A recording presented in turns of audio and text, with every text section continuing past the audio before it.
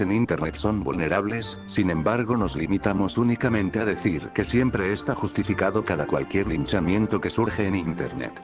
Para los pocos entendidos que sepan de lo ocurrido, el pasado 27 de febrero del presente año, una artista y creadora de contenido, llamada Bachatota, pasó a mejor vida por cuestiones personales, pero sobre todo por las acciones que en el Internet provocó. Justamente debido a un video exponiendo a otra persona, a grandes rasgos su material audiovisual tenía puntos válidos, sin embargo pecó de exagerar acusaciones, mentir en testimonios y por el factor determinante el cual provocó tanto rechazo, fue su hipocresía con quien en un pasado fue su amiga. No obstante, dichos atropellos no fueron los únicos, también se metió a terceros en el saco. Uno de ellos fue el usuario, Alan. Pero por mera masa de odio hacia las personas cercanas del youtuber, Mi Vida Bajo el Puente, varios individuos que no tenían mella en el asunto, decidieron intervenir en contra del citado usuario, con tal de recibir validación y ver su propia influencia crecer en este pseudo-universo de la web, que únicamente sirve como constancia de la poca alfabetización de Hispanoamérica.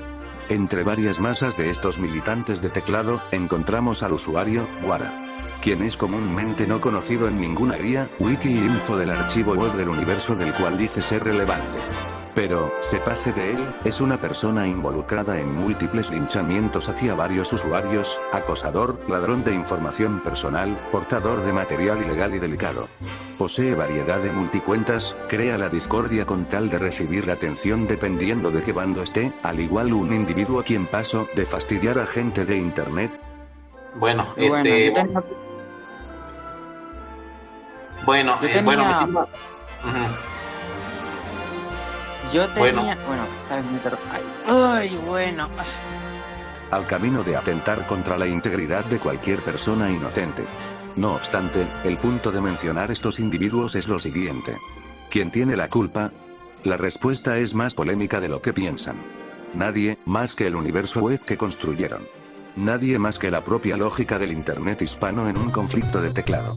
Esta afirmación puede ser un problema para los usuarios justicieros sociales, que irónicamente exponen a quien no esté de acuerdo con sus críticas, también con los mercenarios de la moral, que exponen por dinero a un determinado usuario. También a familiares, ex amigos y personas que odian a alguien en particular de todo este asunto. Desgraciadamente, lejos del tema netamente legal. Uno de los principales problemas de hallar justicia en estos casos particulares es lo siguiente.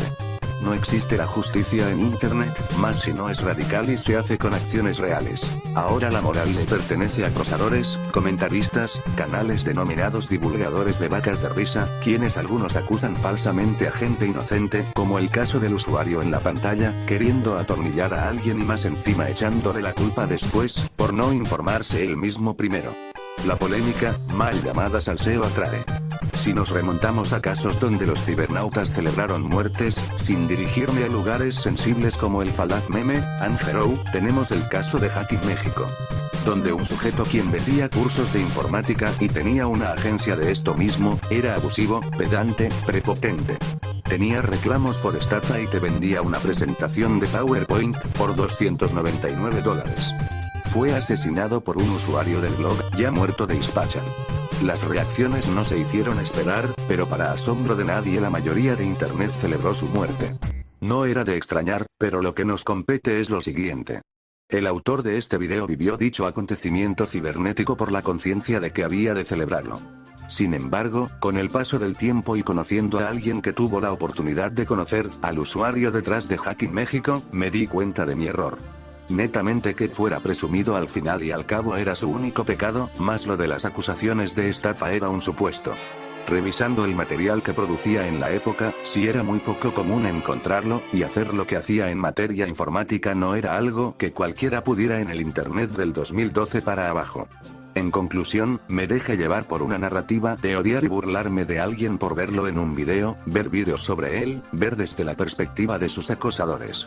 Esto no quiere decir que apoye la impunidad de sus actos. Pero, ¿realmente era necesario que muriera por cobrar no ser del agrado de muchos?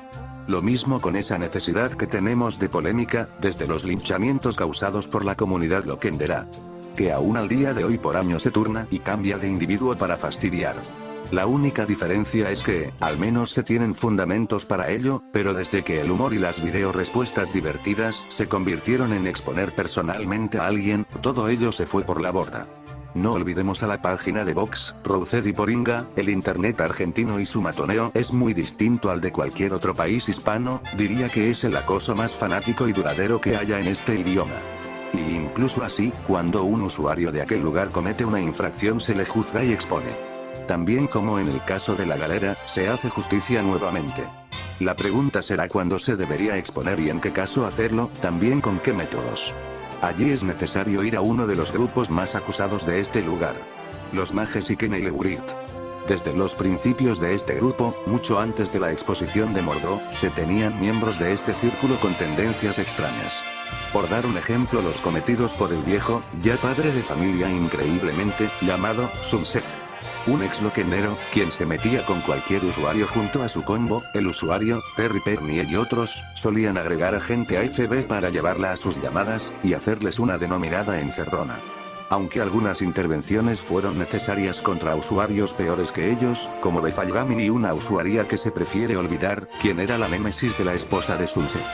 Otros abusos y burlas, como la vez que Sunset se puso a pelear con una madre, por defender a su hijo de 26 años por dibujar futa. Un cobarde. Señora. Lo juro por la vida de mi familia que lo que dice es verdad y yo hablé con Hinata. Ok, que se muera su familia porque lo que usted está diciendo son mentiras, ok. Ahora puede traernos a su pinche hijo Santiago ya. Ya, señora, usted dijo que quería acabar con todo esto y todo esto se va a acabar cuando Santiago esté aquí. Y una de las más extrañas, donde se acosó por años a un usuario, llamado Tamario, el verdadero una bomber. El acoso a este era tan alto que se llegó a hacer una aventura loquendera con él de protagonista. No olvidar al directo debate donde Sunset y Uzaname se burlaron y no condenaron el acoso al usuario, Facundo Fresco, ahora denominado Van Wolf. Perjudicar de manera real, ya la ciberreputación a nadie le importa, pero digo, a eso es a lo que se está refiriendo solamente. Tengas mucho ojo con esas dos cosas.